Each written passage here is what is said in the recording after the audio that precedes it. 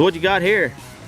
We're gonna make a cantilever rack, which is basically those will be set straight up, and then we'll have little I-beams that come out on just a little bit of an angle, and our big pile of steel right there.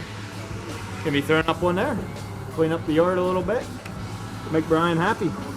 Make you happy. Make everybody happy. Yeah, should be everybody happy.